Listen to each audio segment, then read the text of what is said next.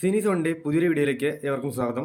ദുൽഖർ സിനിമകളുടെ അപ്ഡേഷനാണ് ആദ്യം ഇവിടെ പരാമർശിക്കാൻ പോകുന്നത്. അതിലെ ആദ്യത്തെ ചിത്രം ദുൽഖർ നഹാസ് ഹിദായത്ത് സംവിധാനം ചെയ്യുന്ന ചിത്രമാണ്. ഇതിന്റെ ചിത്രീകരണം മാർച്ച് 1 ഹൈദരാബാദിൽ ആരംഭിക്കുമെന്നാണ് പുതിയ റിപ്പോർട്ടുകൾ. ഏകദേശം 25 ദിവസത്തെ ചിത്രീകരണമാണ് ഹൈദരാബാദിൽ വെച്ച് നടക്കുക എന്നാണ് അറിയാൻ കഴിഞ്ഞത്. തുടർന്ന് തിരുവനന്തപുരത്തും കൊച്ചിയിലും ചിത്രീകരണം ഉണ്ടാകുമെന്നും പറയുന്നുണ്ട്.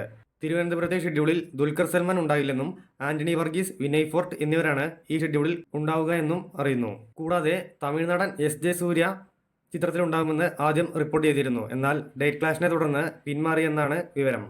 പകരം സംവിധായകനും നടനുമായ മിഷ്കിനെ പരിഗണിക്കുന്നു എന്നാണ് പുതിയ റിപ്പോർട്ടുകൾ.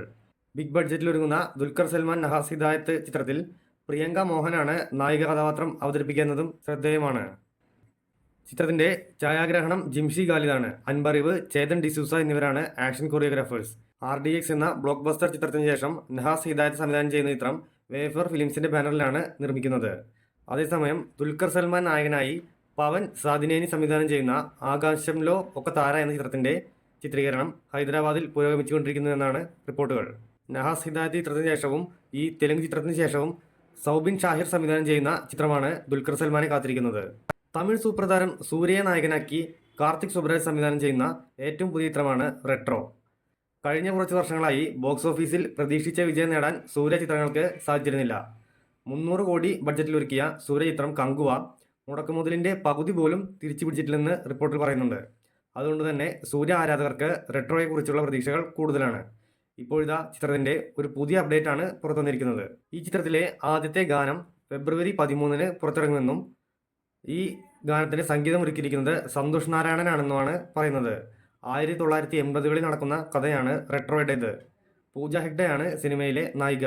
കൂടാതെ ജോജു ജോർജും ജയറാമും പ്രകാശ് രാജും റെട്രോയിൽ പ്രധാന വേഷത്തിൽ എത്തുന്നുണ്ട്. സിനിമയുടെ ടീസർ നേരത്തെ തന്നെ പുറത്തു വന്നിരുന്നു. ഗംഭീര അഭിപ്രായമാണ് ടീസറിന് ലഭിച്ചിരുന്നത്. സൂര്യയുടെ ഗംഭീര തിരിച്ചുവരവാകുമെന്ന് നമുക്ക് പ്രതീക്ഷിക്കാം. സിനിമാ പ്രേമികൾ മോഡേൺ ക്ലാസിക്കുകളിൽ ഒന്നായി കണക്കാക്കുന്ന സിനിമയാണ് ക്രിസ്റ്റഫർ നോളന്റെ സംവിധാനത്തിൽ 2014 പുറത്തിറങ്ങിയ സയൻസ് ഫിക്ഷൻ സിനിമയായ ഇന്റർസ്റ്റെല്ലർ. അന്ന് ആ സിനിമയുടെ തിയേറ്റർ അനുഭവം പലരും മിസ് ചെയ്തിരുന്നു.